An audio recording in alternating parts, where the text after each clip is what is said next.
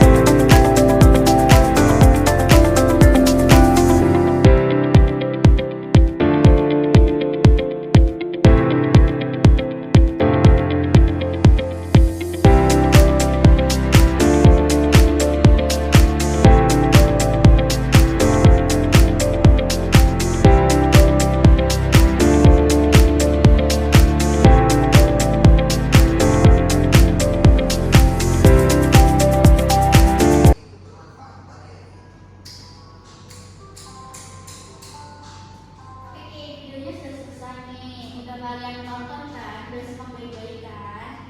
Boleh tahu nggak kesimpulannya dari video yang kalian tonton itu apa? Boleh ada? Percepatan yang dialami oleh suatu benda tersebut atau dari F-nya itu akan berbanding lurus dengan besar keseluruhan daya yaitu F-nya dan berbanding terbalik dengan masanya. Itu dari hukum Newton yang keberapa? Hukum Newton kedua itu. Kalian kan sudah melihat video, sudah belajar di semalam. Nah, di sini saya ada sedikit praktikum kecil-kecilan di mana nanti kalian dibuat satu kelompok, yaitu 2 orang masing-masingnya, dan alat yang digunakan itu cukup sederhana, cuma hanya dari gelas, sama ini ada uang koin, dan juga kertas. Nah, boleh buat kelompok kelompoknya di depan buat ambil lembar kerjanya. Baik, Ibu.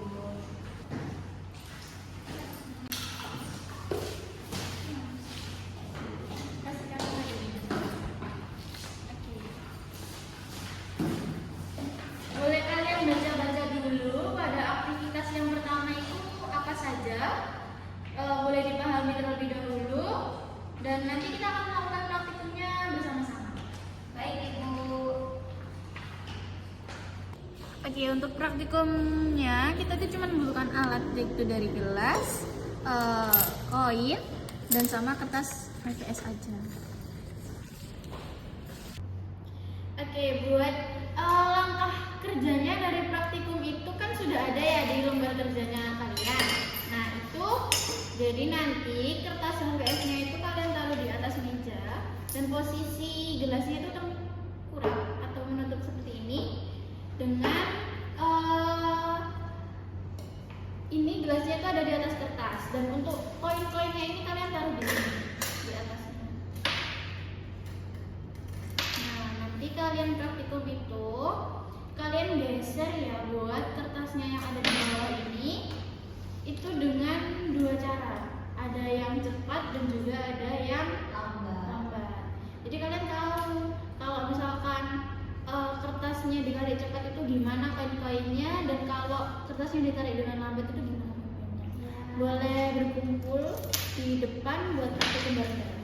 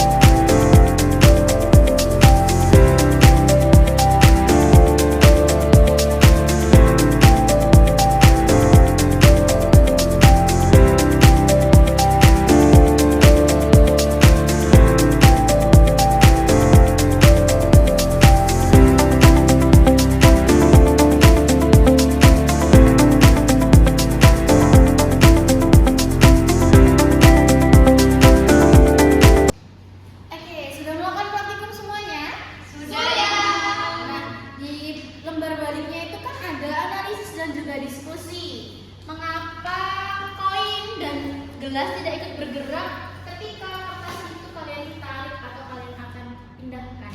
Nah, silakan untuk kalian berdiskusi untuk mengerjakan aktivitas 2 pada kasus A dan juga kasus B, dan juga nanti kalian isi ya. Setelah diskusi, silakan kalian presentasikan hasilnya masing-masing sesuai kelompoknya.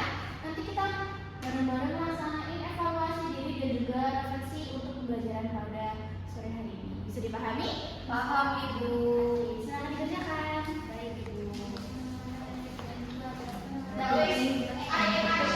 Menerapkan hukum 2 Newton untuk menghitung percepatan. Yang kedua, menganalisis. Yang ketiga, membuat diagram gaya pada kasus dinamika.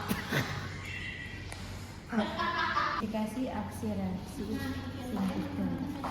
Berarti jawabannya iya atau tidak? Iya. Menjelaskan konsep iya atau tidak? Iya. Iya. Iya. Enggak. Terus mampu membuat diagram gaya bebas. Iya dong, iki kabeh. Tapi iya. Ini pura-pura ngomong. Terus iya. Iya bisa. Iki iya. Iya, ya. Iya, iya. Ketika koin itu tidak akan menerima gaya yang mendatar yang cukup besar sehingga tidak sempat terdorong. Jadi kesimpulannya gaya gesekan antara kertas dan koin sangat kecil, terutama saat kertas ditarik dengan sangat cepat sehingga gesekan tersebut tidak mampu memberikan percepatan berarti pada koin. Oke, paham. Jadi kalau koinnya itu nanti satu, lalu gesekan terlalu kecil mengarahkan koin bisa kertas. Oke, paham. Oke, gimana diskusinya sudah? Sudah Ibu. Oke, boleh buat pelajaran kelompok atau berdua juga boleh maju ke depan. Sekalian kalian menjawab pada aktivitas yang kedua dengan kasus A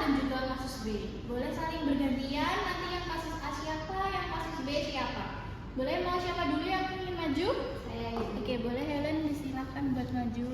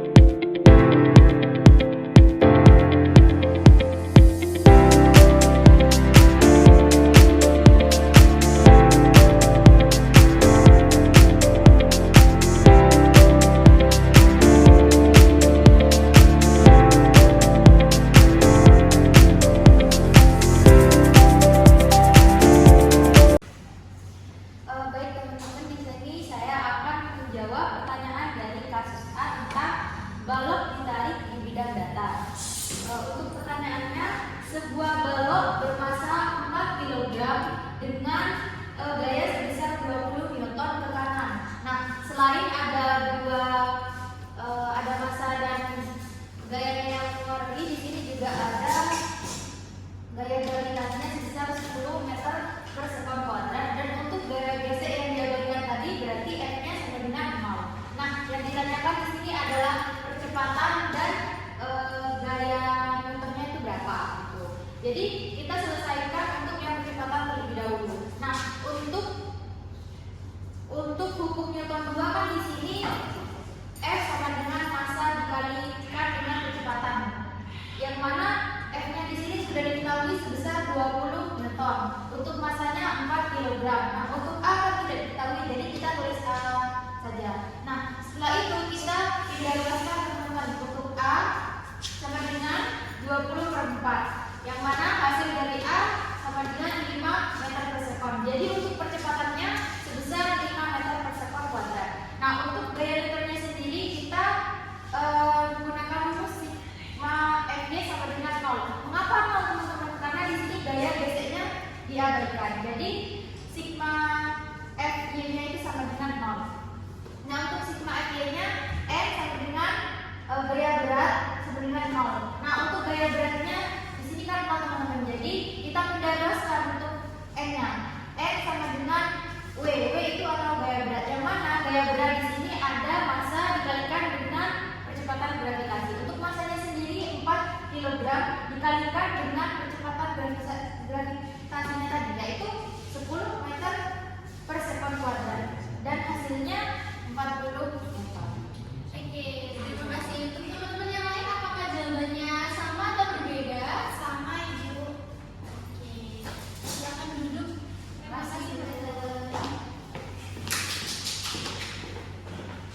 Baik, untuk yang kasus selanjutnya boleh dijawab oleh kelompok selanjutnya.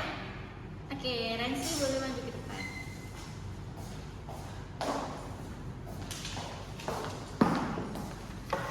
Baik teman-teman, di sini saya akan menjawab nomor 2 pada kasus B. Di mana pertanyaannya yaitu jika gaya astronot pada satelit adalah 10 m ke kanan, maka berapakah besar dan arah gaya reaksi satelit pada astronot? Jadi jawabannya yaitu jika gaya aksi astronot pada satelit adalah 10 m ke kanan, maka besar gaya reaksinya itu pada astronot harus sama dengan gaya aksi yaitu 10 m. Lalu pada arah gaya reaksinya itu akan berlawanan dengan gaya aksinya yaitu ke kiri. Nah kesimpulannya yaitu besar gaya reaksi satelit pada astronot adalah 10 m dan arahnya itu adalah ke kiri. Oke, mungkin teman-temannya ada yang berbeda jawabannya. Sama Ibu. Oke, terima kasih. Tulisan Oke, kan kalian sudah menjawab dari soal-soal aktivitas tadi. Nah, tadi kan sudah sempat praktikum juga. Kan di situ ada analisis dan juga diskusi. Boleh disampaikan hasil diskusinya? Duduk aja di tempatnya, nggak apa-apa.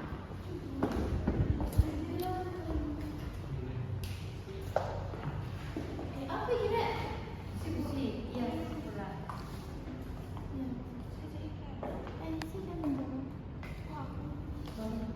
Wahid.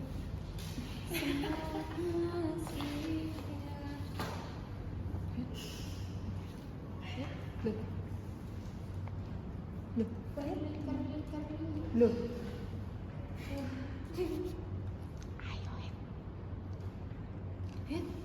Sabar. Nah, jadi kesimpulannya yaitu koin tidak ikut bergerak karena sifat dari inersia tersebut. Lalu ketika kertas ditarik dengan cepat itu gaya geseknya itu tidak kuat untuk menggerakkan koin beserta gelasnya. Jadi koin dan gelasnya tetap pada posisi awal. Seperti itu. Oke, buat kelompoknya Mbak Rensi dan juga Federina, apakah kesimpulannya sama atau punya berpendapat lain? Sama Ibu. Oke, jadi pembelajaran hari ini sudah cukup, namun akan Ibu berikan tugas secara mandiri ya. Jadi tugasnya itu carilah suatu contoh penerapan pada hukum Newton dalam kehidupan sehari-hari yang ada di sekitar rumah kalian ataupun lingkungan kalian, dan juga jelaskan secara singkat mengapa fenomena tersebut terkait dengan hukum 1, 2, dan 3 pada hukum Newton. Jadi nanti kalian cukup membuat video ataupun foto saja mengapa contoh dalam kehidupan sehari-hari itu termasuk pada hukum Newton 1, 2, dan 3. Bisa dipahami? Paham Ibu. Oke, boleh kalian beres-beres terlebih dahulu, persiapan buat pulang.